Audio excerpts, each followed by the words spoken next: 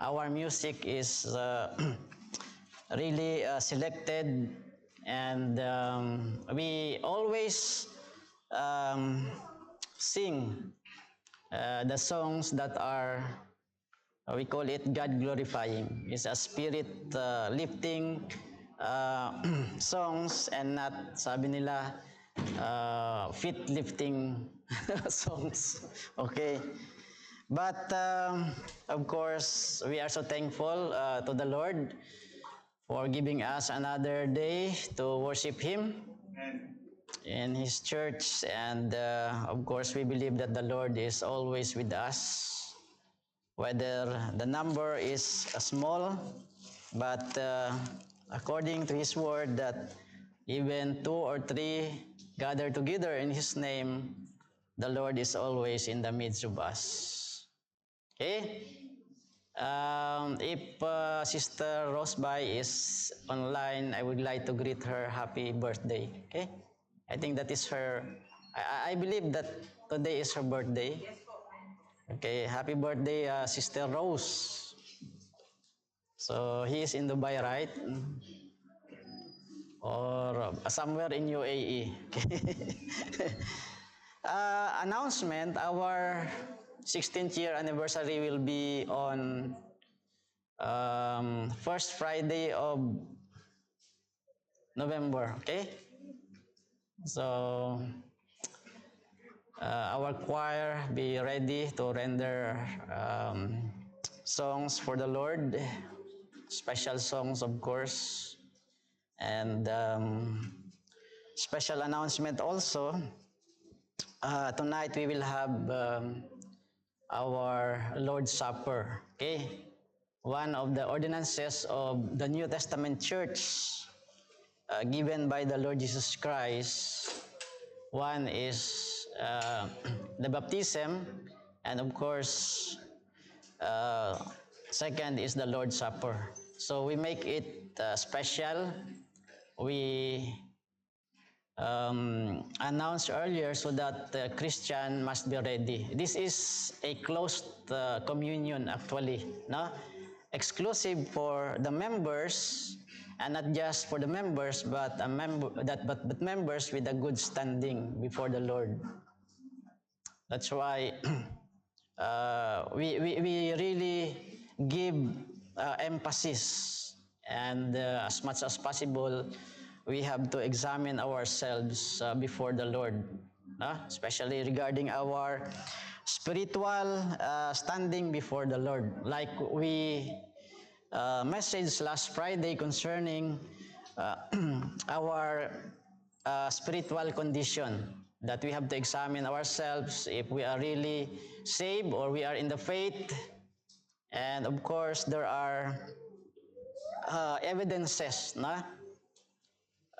for a Christian's life to be seen by, of course, himself, herself, and only he can know that he is saved and God. So here we do not proclaim that someone is saved after he or she profess, no? But we really teach from the Word of God that salvation is very clear and sure, no? From the Word of God. And as we see that person, that his profession, getting the evidences of salvation, then we can say that that person is really saved. So I would like to have this message once again for us to really be ready to partake our Lord's Supper. Okay? So I chose this message actually from the book of Matthew, and it is on chapter 6.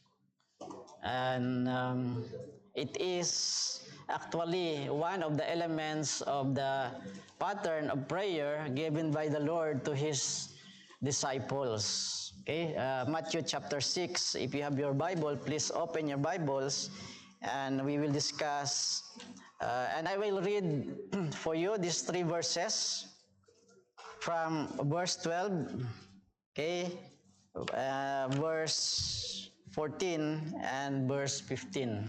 Matthew chapter 6, verse 12, 15, and 16. Excuse me.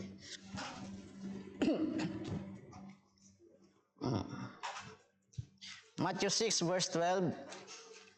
And forgive us our debts as we forgive our debtors, for if we forgive men their trespasses, your heavenly Father will also forgive you. Verse 15.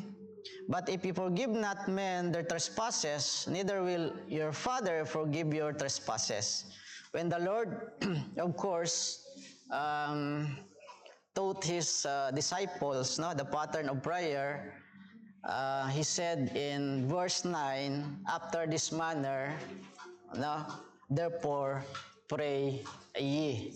So, this Matthew chapter 6 actually is the pattern of prayer given by the Lord to his disciples. At it is mentioned here the word forgiveness. One of the elements in this pattern of prayer is forgiveness. And we do believe that forgiveness is essential or very, very important because it is man's greatest need. So I would like to title this message from verse 12 as a form of prayer. Father, forgive us our sins. Let's go to the Lord in prayer. Our Heavenly Father, we once again come before you, and first of all, asking for forgiveness, Lord, for the sins that we have committed for the past days.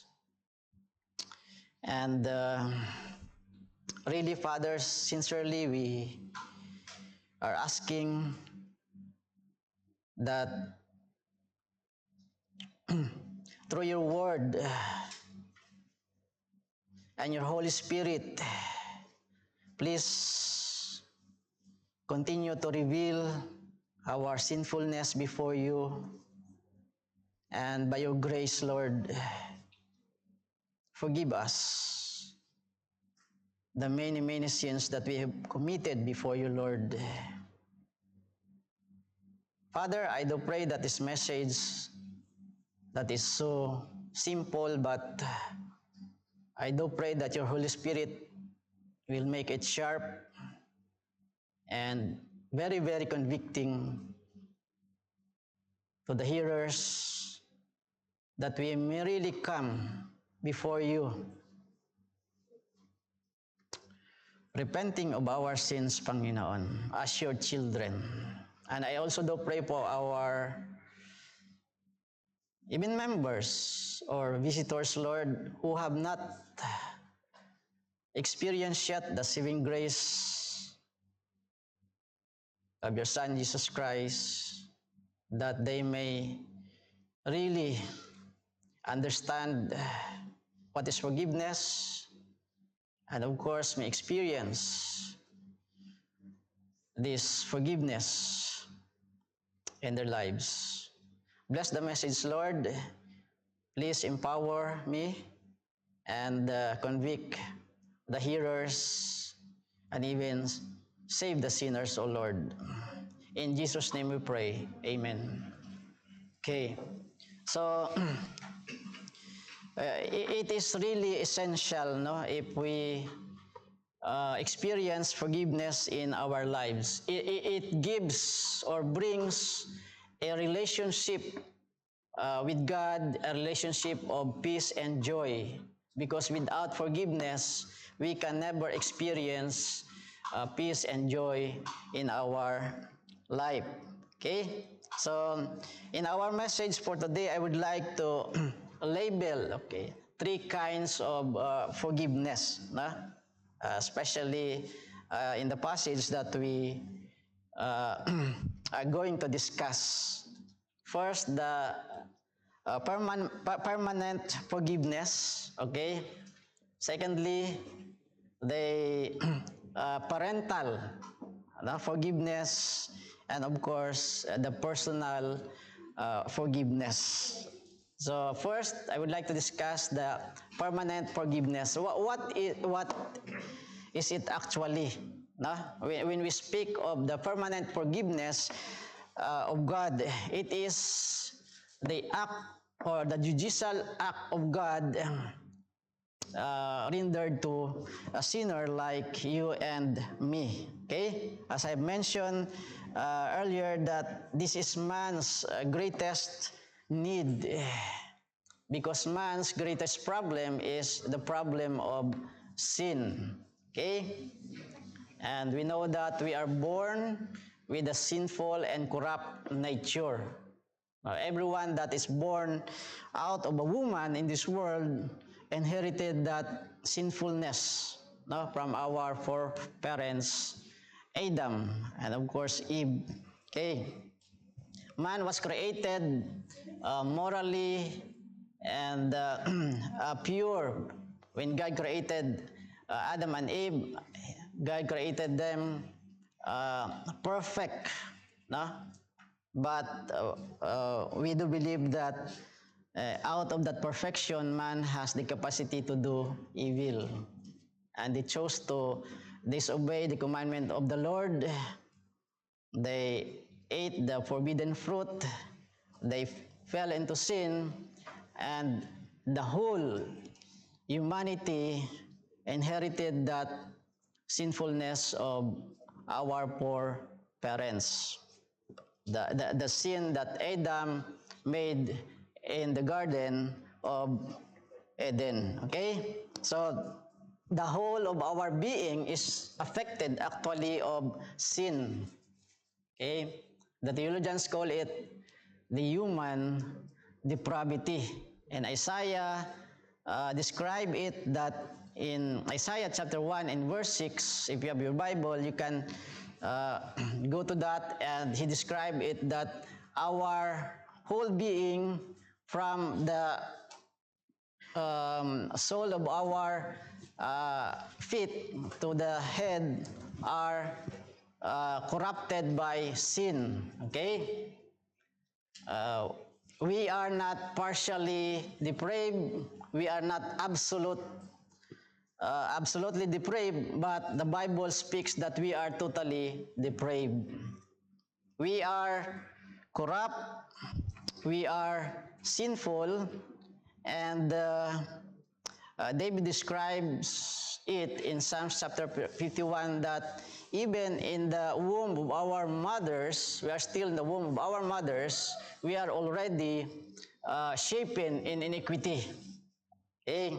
So, we cannot avoid to have that sinful nature, and we cannot, of course, avoid to commit sin. So that is our condition before God. And we do believe that the first Lord of a human soul is the sin that enthrones the heart. No? And of course, as a sinner, sin rules the heart of man. Okay? It is our first Lord. It's not yet the Lord Jesus Christ. Now, when we were born in this world. Okay? In Genesis chapter 6 and in verse 5, I do believe it is there. Genesis chapter 6 and verse 5, it speaks of how the sin rules the heart of man. No?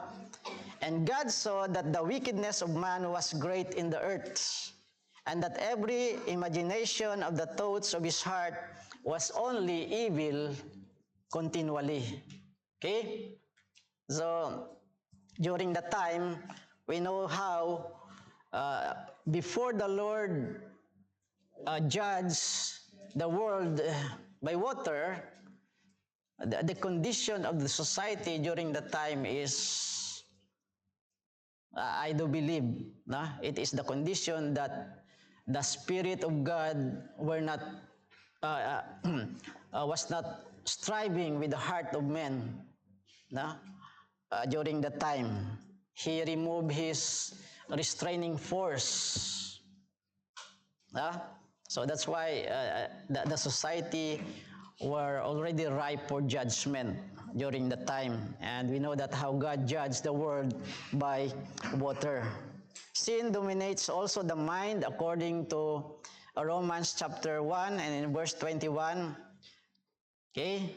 Because that when they knew God, they glorify Him not as God, neither were thankful, but became vain in their imaginations, and their foolish heart was darkened. There is this in the mind of man, no matter how sinful he is, that there is a supreme being. Okay? But because of his sinfulness, he is trying to erase God in his mind. Avoiding the work of the Holy Spirit. They know that there is a supreme being. They know that there is God. But the Bible says that they glorified Him not as God, neither were thankful, but became vain in their imaginations. Okay. And sin really corrupts the world. If you are going to read Romans chapter 1, there you can find how God actually judges a society. Okay? One way of judging a nation or a society is when God remove His restraining power through the Holy Spirit from the society. God is no longer convicting them of their sins. So you can see the society that is rampant of men who are with that vain imaginations, men who are in gratitude in spite of the blessings of the Lord, men who are idolatrous, They change the image of God into the image of a corruptible man and the four-footed beasts. So that's how men worship. If really God does not restrain the society, and of course, you know how immorality flourishes, like the place called Sodom and Gomorrah. How God judged that society by fire, not by water, but by fire. Right? You can read that in the book of Genesis, in the time of Lot, how he destroys Sodom and Gomorrah because of the sinfulness of men. Actually, when God wants to judge a nation or society, first, He removes His restraint. Secondly, if He allows people to do these things, and if it's already ripe, like the sins of the Amorite, God destroys that society. He is going to destroy the place or the society. So, if you see this kind or types of sin that is so rampant without restraint, meaning to say it is ripe for judgment. Okay? Sin is also a way of or enslaves man. It defiles the heart, it corrupts the society, it also enslaves the man. According to Ephesians chapter 2 in verse 1, man is described as dead in trespasses and sins. Okay? And in verse 2 it says, wherein the time past you walk according to the course of this world. You know what is the course of this world? It is known by a society that is, you can find the same thing mentioned in Romans chapter 1. It is a society that is characterized by the lust of the flesh, the lust of the eyes, and the pride of life. So, wherein in times past you walk according to that course of the world, no? According to the prince of the power of the air, the spirit that now worketh in the children of disobedience, in the lust of our flesh, fulfilling the desires of the flesh and of mind, and were by nature the children of wrath or disobedience. So that's the condition of a sinner before God. We are called the children of wrath, the children of disobedience. So sin brings the wrath of God and judgment of God, no? And if sin is not be forgiven, or sin is not forgiven, okay, we know that sinners will be damned. He will suffer eternally,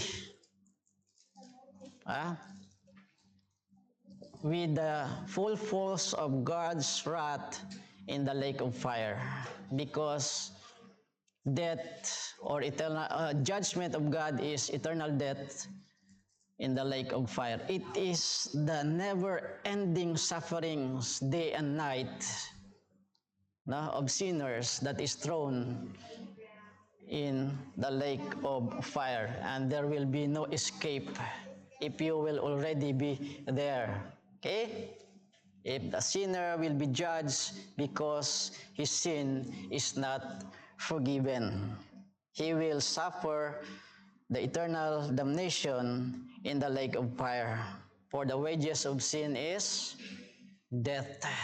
So that is the penalty of man's sin, the eternal suffering in the lake of fire. That is really the condition of man, and that is the destiny of sinners like you and me, if your sins and my sins are not forgiven.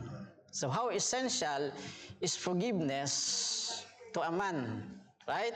It is very, very essential.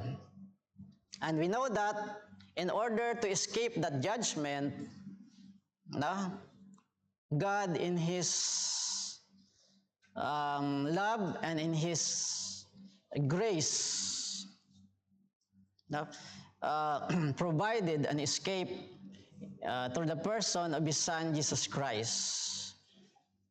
Instead of sinners, of all of us sinners will go to hell and experience that eternal punishment. God made a provision through His Son, Jesus Christ. And we know that 2,000 years ago, Jesus Christ, the very God, became man. He died on the cross, and His death is the only provision for us sinners to escape that eternal judgment. So, He paid all those penalty of our sins on the cross of Calvary. Okay?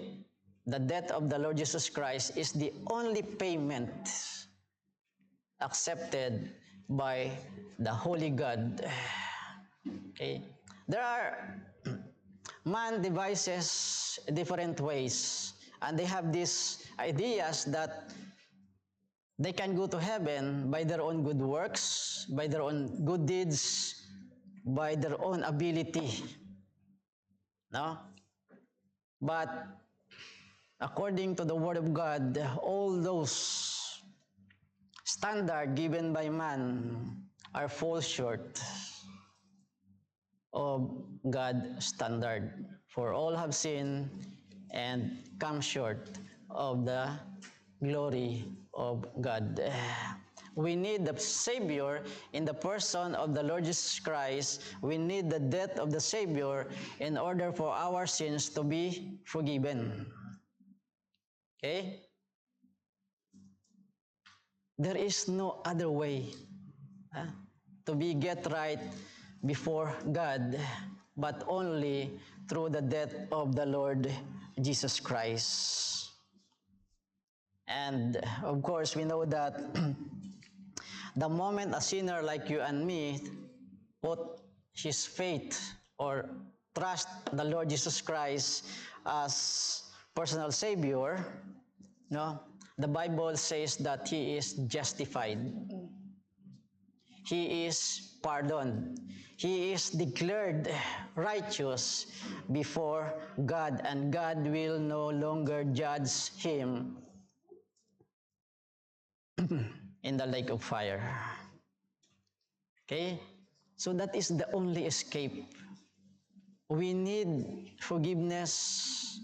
We need to be justified before God through the death of His Son, Jesus Christ. And the moment you trust Jesus Christ with a repentant heart, God declares you right before Him. We call it justification. Okay? Just if you had never sinned before the Lord, because the righteousness of the Lord Jesus Christ is imputed to you, and your sin is borne by the Lord Jesus Christ on the cross of Calvary. Okay? So He will no longer judge us, but God pardoned us, justified us, and declared us righteous. Our sins will He remember no more, according to Jeremiah. Right? And as far as the east from the west, so shall He separate us from our sins. Though your sins are, we call it red as scarlet, He washed us as white as snow. Okay? That's how powerful is the death or the blood of the Lord Jesus Christ on the cross of Calvary. It is the only God's provision to wash away our sins. There is no other way. And there is no other Savior but only the Lord Jesus Christ. So Psalms chapter 103 verse 12, as far as the east from the west, so far had He removed our transgressions. So all our sins, the past, okay, the present, and the future are washed away by the blood of the Lord Jesus Christ on the cross of Calvary. Do you believe that? Amen. Do you believe the power of God's death on the cross of Calvary? Okay? And we not only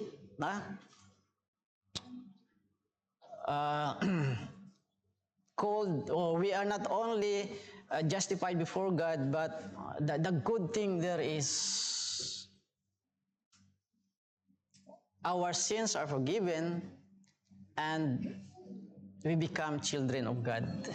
Okay? Not only that we are forgiven, but God adopted us into His family. Right? I hope the children understand what they sing today. Okay? We are adopted into the family of God.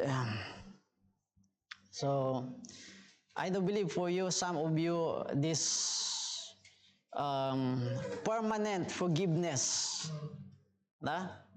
given by God. And God, in this kind of situation, He is no longer our judge, but once your sins are forgiven, we are already His Father. Diba? In fact, in this chapter, when the Lord Jesus Christ instructed His disciple, He said, when you pray in this manner, Our Father who art in heaven. So, having that forgiveness, having that justification before God, He is not our judge anymore, but He is our Father already. Okay? the relationship has changed. And it is completely or permanently forgiven. So, the sin mentioned in this chapter, actually, it's not the sin of the unbelievers. It is the sin of the believers or the children of God. Okay? So, the moment we receive the Lord Jesus Christ as our Savior, we are justified, we become children of God. According to Galatians chapter 3 and in verse 26, for you are the children of God by faith in Christ Jesus. Right? You become a child of God by trusting the Lord Jesus Christ. Yeah, also in John 1:12, as many as receive Him, Jesus Christ, to them give He power or rights to become the children of God. But as children of God, we still can commit sin. Okay? Although forgiveness is permanent, all of our sins were forgiven, the past, present, and future. But as children of God, as long as we are still in this body, we still have that chance to commit sin. And daily in our lives, we are still committing sins. Okay? So, every day in our lives, we commit sin before our Father in heaven. While it is permanently forgiven, it is a reality in Christian's life. While our sins today cannot affect our future standing before the Lord, it can never affect our salvation and standing before God, because we believe that once saved is always saved. Once you are a child of God, you are forever a child of God. Once you are born into the family of God, you can never be unborn from the family of God. Right? Once my children, they are always my children. Forever my children. Once you are saved, forever you are saved. Because God gave you not a temporal life, but eternal life. Amen. Right? That is very clear. I do not know why they do not understand what is eternal life and what is temporal life. The Lord Jesus Christ, in John chapter 10 and verse 27, He says, my sheep hear my voice, and I know them, and they follow me. And I gave unto them what? Eternal life. How long is eternal? It's forever. It's never ending. It's everlasting. Right? So the moment a sinner like you and me trust Jesus Christ as his personal Savior, the Bible says, you have eternal life. You are a child of God, and yet the child of God can commit sin. The sin that the unbelievers are committing, it is also possible that a Christian can commit those sins. But the difference is, right, very obvious. If the unbelievers are enjoying when they commit sin, they have these pleasures, and they always want to satisfy that pleasure.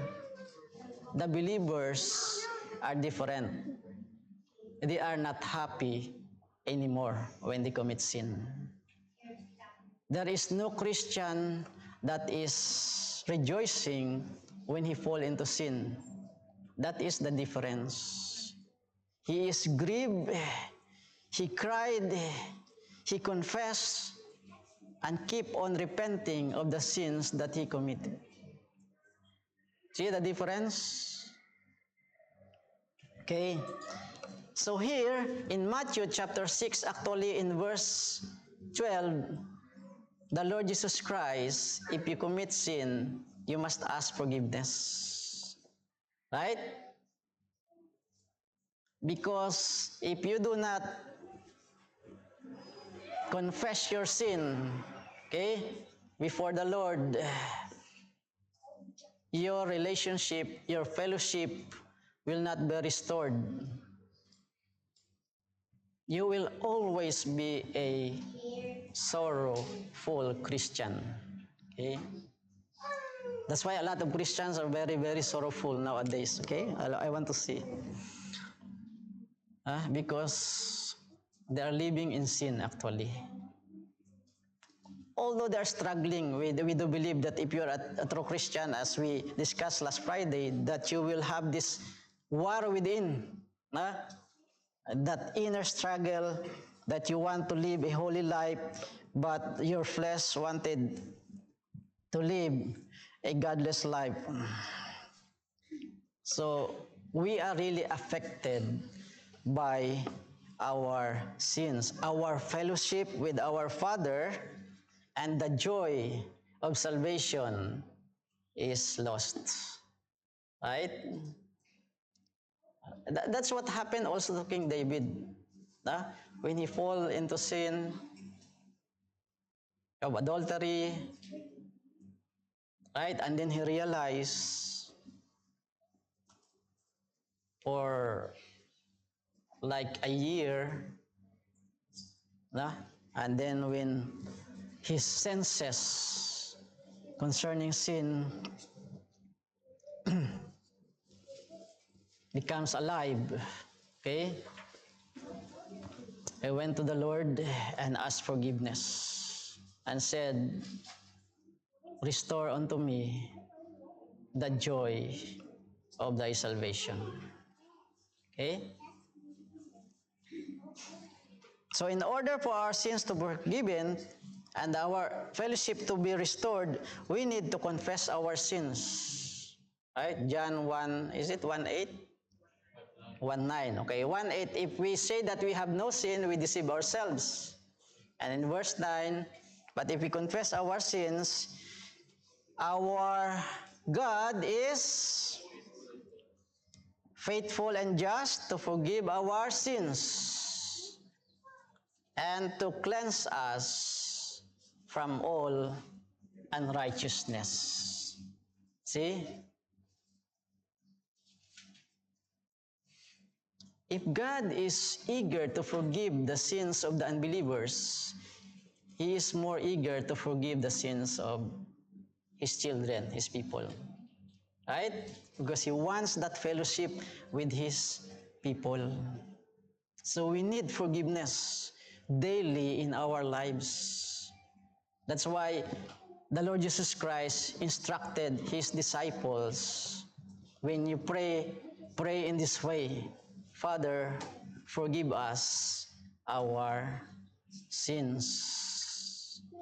Okay? That is the parental forgiveness. He is our Father, we are His children. When we commit sin, we ask forgiveness from our Father. That's why in our prayers, we always include, we confess our sins. Of course, privately, if we commit private sin, we can mention it before the Lord. Lord, I commit these sins, these impure thoughts, these wicked hearts, the sins that I have committed, the filthy words that I mentioned, all these types and kinds of sins and transgressions and all this, name it, we confess it before the Lord. See? Confession is very important because we agree that God is righteous and we are sinners. The only way to cleanse us, our unrighteousness, is through confession and to forsake that sin that we have committed before our Father in heaven. So, The sin of forgiveness is permanent when God declares us righteous before Him through the work of the Lord Jesus Christ. The parental forgiveness, we can always have that through our Father which is in heaven. And thirdly, the personal forgiveness.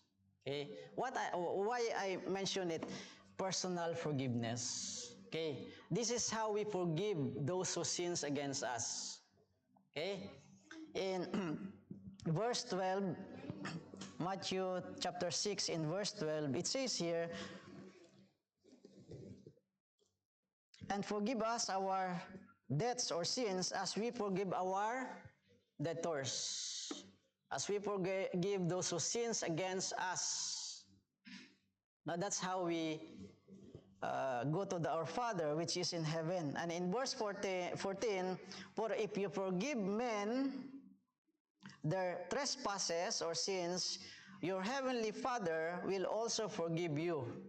Okay? But if you forgive not men their trespasses, neither will your Father forgive your trespasses. So as I mentioned, this is the sins of God's children. This is not that if you are saved and then you have this unforgiving heart, your salvation will be lost. No, it's not that. It speaks of the sins of God's children. Okay? So, you know that the mark of a true child of God or true Christianity is forgiveness. Right? That is the mark of a true Christianity. Wow, that person has a forgiving character or a forgiving heart. I hope that is our heart, Christians. Okay? So unforgiveness stands as a barrier to God's forgiveness. Because according to verse 14, for if we forgive men their trespasses, our Heavenly Father will forgive you. If we forgive not men, then our Heavenly Father will not forgive us. So what the Heavenly Father will do to us if we do not know how to forgive our brethren? Okay? Our Heavenly Father will discipline us, will chastise us. Right? Yes, our God is the God of love. Our Father is rich in mercy and loving kindness. Right? We know that even where we were yet sinners, Christ died for us. But even if we are His children, the Lord still loves us. And one way of showing His love to His unforgiving children is by chastising them. In Hebrews chapter 12, what He says, whom He loves, He chastens or He corrects. Okay? I hope our parents correct us when we commit sins. Right? Even our children, we correct them. And it's good if you spank them at their early age to discipline them. Don't spare the rod when your child commits sin. Of course, with the loving discipline. No? It's not a punishment, but chastisement with love. He scourgeth, okay, whom He loveth. Wow, you know what is scourging? We can say that it is heavy, you know? Heavy discipline. Okay. In fact, the Bible says that if we continue in our sins, there is sin unto death for His children. So, unforgiveness stands as a barrier to God's forgiveness. also robs us of peace of mind. Okay? I do believe you cannot have peace of mind if you have that unforgiving hearts. You know what happened to that person with the unforgiving hearts? That person whom he hates will always be his companion. If you have that unforgiving heart, yes, the person whom you dislike or hates will always be in your heart. So it's better to exercise love and forgiveness, huh? Rather than have that unforgiving spirit. It also brings chastening of God rather than mercy. Discipline rather than God's mercy. Right? When we sin against God, we ask, Lord, only your mercy is enough for me. Right? I don't want any other blessings, Lord. If I sin against only your mercy and forgiveness, that's what I asked. Okay? And how the Lord like chasten his unforgiving children. Okay? In Matthew chapter 18 from verse 21, let us go to this passage. Matthew chapter 18 and verse 21. Then Peter came to him and said, Lord, how oft shall my brother sin against me and I forgive him? How many times do I forgive my erring brothers or brethren? Till 7 times? Jesus said unto him, I say not unto thee until 7 times, but until 7 times 7. Okay? So you have committed your last offense.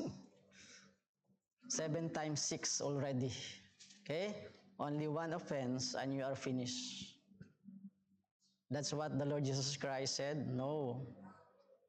Every time a brother asks forgiveness, forgive him. It's very, very difficult to do that. Only by the grace of God, actually. By the grace of God. It's not impossible.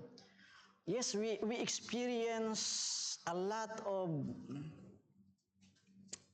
bad things from our brothers and sisters. You know, the most difficult conflict to settle in life is, number one, conflict in the family. Okay? It's very difficult to render forgiveness to an erring family members. Remember brother Jacob and Esau? How they fought each other, how they struggle each other. I do believe some of you experience it in their family. And until now, you have that kind of unforgiving spirit. It's very difficult for a family member. No? I do not know. Because of pride, maybe. I cannot forgive him or her because of the things that they have committed. What else? Friends. No? Once you have this conflict with your friends, it is difficult to settle also. Even the church members, right? It's very difficult to settle. That's why division happens in the church. I experience it many, many times. But I thank God, no? My heart is always ready to forgive. I'm so thankful before. Although sometimes I know that there are brothers and sisters in Christ, no, that we experience these things. You know that sometimes they are just pretentious. They will just say, okay, everything is settled. I don't have that grudges anymore. I hope I don't have that heart, no, that kind of heart. And we can be together, brothers and sisters, with that kind of relationship once more. Amen. Because if we do not forgive them, see, we know that sometimes it is just a pretentious, no, something like that. But what the Lord wants us is our heart will always be ready to forgive. This is what the Lord emphasized. Now, when it comes to forgiveness, so family members, friends, brothers and sisters in Christ, any kind of relationship. Huh? So here, regarding the servant that owes his master, actually, as we continue, he cannot, in verse 26, the servant therefore fell down and worshipped him, saying, Lord, have patience with me, and I will pay thee all. Then the Lord of that servant was moved with compassion, and loosed him and forgave him the debt. Okay? But the same servant went out and found one of his fellow servants which owed him 100 pence, and he laid hands on him and took him by the throat, saying, Pay me that thou owest. Okay? Sinakal mo na. Bayaran mo ako. Pay me. After the Lord forgive him, what the Lord showed to him, he must show to his fellow servant. But he did differently. No? So we continue in verse, and he would not, but went and cast him into prison till he should pay the debt. Okay? So when his fellow servants saw that was done, they were angry, they were very sorry, and came unto, and told unto their Lord that was done. And his Lord, after that he had called him, said unto, O thou wicked servant, I forgive thee all that debt because thou desirest me. Shouldest not thou also have had compassion on thy fellow servant, even as I had pity on thee? And his Lord was wroth and delivered him to the tormentors till he should pay all that he was owed unto him. So there is a consequence. If you have that unforgiving spirit, of course there will be an effect physically, to your health, to your mind, all this, plus the chastening of the Lord. If you don't have that unforgiving spirit. Okay, 35. So likewise shall my heavenly Father do also unto you, if you from your hearts forgive not everyone his brother their trespasses. I read this article, okay, concerning the forgiving wife. Okay, the story of a forgiving wife. She is a Christian, and she married the so-called Christian. Okay? Pastor, he professed. He heard the gospel. So I believe he is a Christian. Okay? That's why I accepted him or her. So we got married. Knowing that that person was a notorious kind of person in all these vices, and sins. Okay? That lady marries that man, knowing his past. But because of that profession, he believed that man is really a Christian. He got converted. So after the marriage,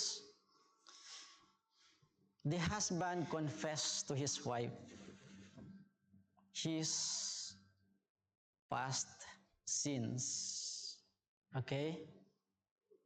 So since the wife is so forgiving, she has that spirit, he hold the head of that husband and put it on her shoulder. Okay? That's my wife is doing to me when I sin against her. With the massage, of course, and all this. Okay? He told her husband, John, I know my Bible well. When I marry you, I know that you still have an old sinful nature. Okay? And even that old sinful nature that you have, still I marry you. That is included. That is the package of our marriage. Okay?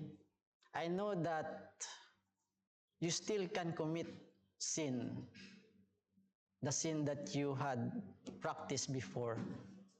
But I know that you are converted, because the converted man, an unconverted man, will not confess that sin before me if you are not converted. So I understand you, and I believe that you are a genuine believer. You confess your sin before me, and I forgive that sin that you have committed. So, actually, I was so emotional when I read that message. Okay. I asked the Lord, I hope all of the brethren, the husband or wife, have this kind of heart, knowing their Bible well, knowing that the mark of the true Christianity is forgiveness. You know that we do not tolerate sins in our lives, inside the church, as individual. No? Even the Apostle Paul, if you read how he deal sins, but when it comes to the sins of the unbelievers, of course, we know that Apostle Paul is very strict. But you can see the heart, even of the Lord Jesus Christ or Apostle Paul, when someone come to him with that confession. Huh? So we are like very emotional with that kind of story, but of course our role model is none other than our Lord Jesus Christ. He was hanging on the cross, he was mocked, maligned, and tortured during that time. But what the Lord Jesus Christ prayed, Father, forgive them, for they know not what they do.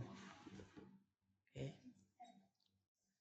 I do not know how you deal when it comes to sins, but always remember this phrase or statement. I am a Christian, I am not perfect, I am just, what? Forgiven. Yes, we are just forgiven.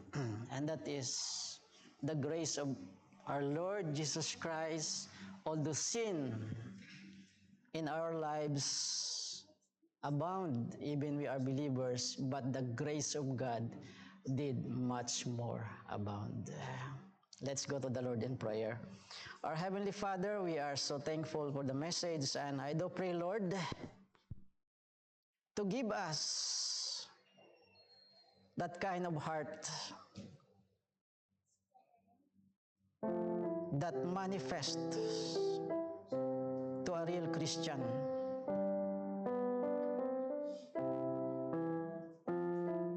That the mark of a true Christianity may be seen in us, and that is forgiveness.